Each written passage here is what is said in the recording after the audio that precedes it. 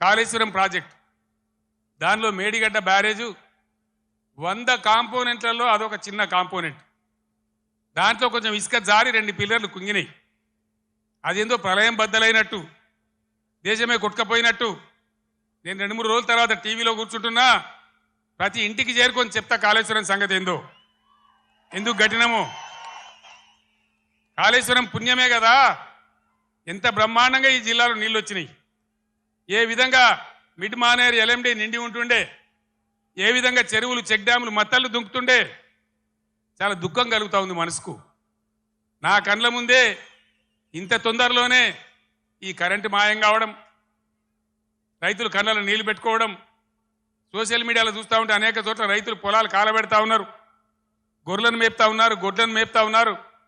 వాళ్ళు అట్లా నాశనం అవుతుంటే కూడా నేను పేగులు మెడలేసుకుంటా, పండవేటి తొక్త డైలాగులే తప్ప, రైతు సోదరులారా భయపడకండి. ఒకనాడు ఇదే ఎస్ఆర్ఎస్పీకి నీళ్ళు తక్కువ పడితే సింగూరు డ్యాంలో ఉంటే అక్కడి నుంచి తెచ్చి వరంగల్ దాకా ఇచ్చి కూడా పంటలు కాపాడినాం. సిఆర్ గారు నా పక్కనే ఉన్నారు.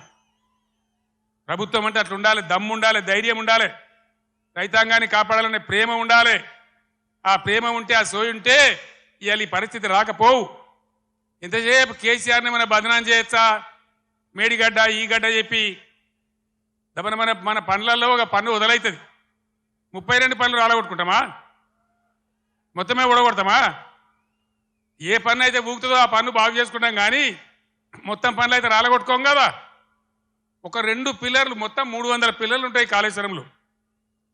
అలా కలిసే నదుల మీద, ఉపనదుల మీద, మెయిన్ గోదావరి మీద 300 పైచిలకు పిల్లర్లు ఉండేటువంటి కాళేశ్వరం ప్రాజెక్టులో 2 పిల్లర్లు కుంగిపోయినాయని, అది భారతదేశమే మునిగిపోతున్నంత బొబ్బ చేసి కేసీఆర్ మీద బదనాం పెట్టాలనే పద్ధతిలో ఇలా చిల్లర రాజకీయం చేస్తూ ఉన్నారు తప్ప, మరి రైతుల మంచినీళ్ళు ఇలా మార్చి 10-12కే ఇట్లా ఉంటే రేపు ఏప్రిల్ మే నెలలో ఏం కావాలి మన గతి?